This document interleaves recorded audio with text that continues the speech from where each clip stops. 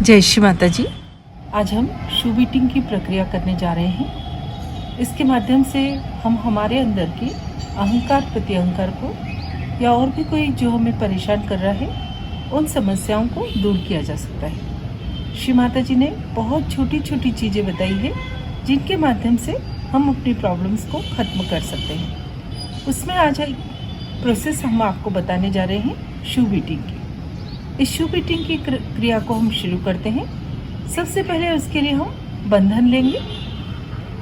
ये मयंक आपको बंधन लेके दिखा रहा है। बंधन बिल्कुल आस्ते आस्ते लेना है, चित्त को सहस्त्रार पर रखकर और दोनों हाथों को देखते हुए बिल्कुल शांति के साथ बंधन लेना है। इससे हम अपने आप को प्रोटेक्ट कर लेते हैं कि कोई भी नकारात्मकता हम पर असर नहीं करे। इसलिए सबसे पहले कुछ भी सहयोग का कार्य शुरू करने के पहले हमेशा बंधन या सुरक्षा कवच लिया जाता है। उसके बाद ही अपन कुछ भी कार्य शुरू करते हैं।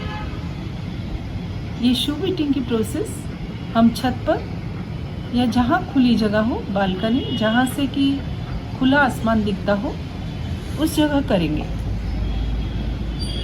और ये अपने आसपास 7 चक्रों को सुरक्षा कवच प्रदान करेंगे। जब हम शू बीटिंग की प्रक्रिया करते हैं तब श्री माता जी का फोटो सामने नहीं होना चाहिए। शू बीटिंग करते समय कभी भी श्री माता जी का नाम जमीन के ऊपर नहीं लिखना है।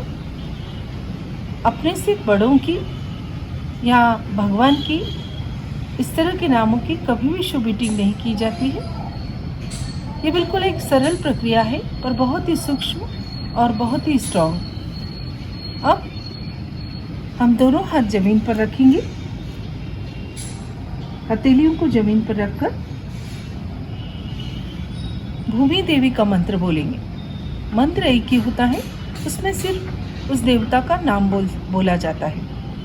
जैसे ओम त्वमेव साक्षात् श्री भूमि देवी साक्षात् श्री आदिशक्ति माता जी श्री निर्मला देव्यै नमो नमः। अब दोनों हाथ गोदी में ले लेंगे और अपने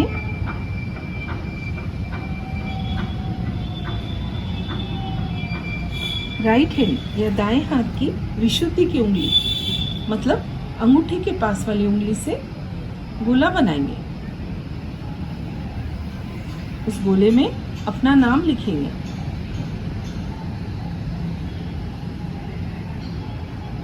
और अपना अहंकार प्रतिअहंकार या और भी कोई नकारात्मकताएं जिनका असर हम पर है, वो सारी नकारात्मकताएं पंचतत्व में विलीन हो जाए।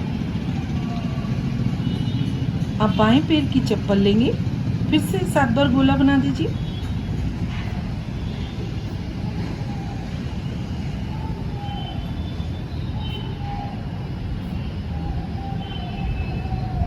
अब बाएं पैर की चप्पल लेंगे, उस चप्पल को भी बंधन डाल देंगे। एड़ी को अब चप्पल को उल्टी करके इससे अपने नाम की ही शू बीटिंग करेंगे। इसे महाराष्ट्र में अलग नाम से कहा जाता है, जोड़ा पट्टी कहा जाता है। इसे आसमान की तरफ देखेंगे, बायां हाथ खुला रखेंगे और प्रार्थना करेंगे अपन आकाश देवता से कि सारी नकारात्मकता को आप अपने अंदर शोषित कर लो। जब तक शू बीटिंग करेंगे, जब तक कि लेफ्ट हैंड में ठंडा नहीं आ जाए और सहस्त्रार पर ठंडा नहीं आ जाए, या फिर अंदाज से 108 बार पर गिनना नहीं है। इस तरह से शू बीटिंग करके आप अपने फिर उस चप्पल से उस जगह को रब कर देंगे, साफ कर देंगे। फिर से यदि हमारे को कोई प्रॉब्लम है, जिसे कोई हमें सता रहा है, जिसे कोई परेशान कर रहा है, उस व्यक्ति का नाम लिखकर भी हम उसकी शू बीटिंग कर सकते हैं। या कोई प्रॉब्लम का नाम लिखकर भी उसकी शुभ ईटिंग कर सकते हैं। इसी प्रक्रिया को दोहरा सकते हैं। यहाँ 3-4 शुभ ईटिंग भी एक साथ बैठकर एक ही बैठक में कर सकते हैं। अगर जूता है आपके पास में तो जूते को सीधा रखेंगे इस तरह से, और चप्पल है तो उल्टा रखेंगे। ठीक है। अब आप फिर से धरती माँ को प्रणाम कर ले, दोनों हाथ जमीन पर रखकर।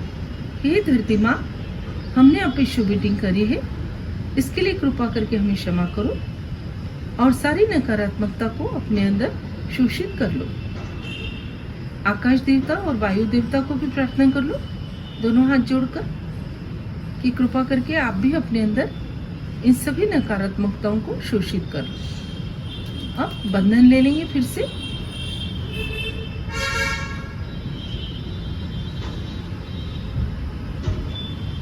जब भी शुभ ईटिंग करें इस बात का जरूर ध्यान रखें कि श्री माता जी का फोटो सामने नहीं हो, खुले आसमान के नीचे ही करना है।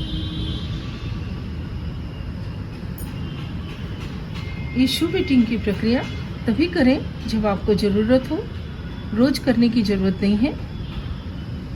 या आपको लगता है कि आपका आज्ञा चक्र बहुत भारी रहता है तो भी आप शुभ ईटिंग करें। कि आप क्षमा नहीं कर पा रहे हैं तो वो बात लिखकर भी शुभ ईटिंग कर सकते हैं। किसी भी चीज को महत्व नहीं दे, महत्व एक ही चीज को दे, ध्यान। ध्यान, जल क्रिया और श्री माता जी के प्रवचन, सहयोग में यही मुख्य चीज है। ये सब चीज से जब हमारी प्रॉब्लम सॉल्व नहीं हो रही है तब हमको काम में लेना है।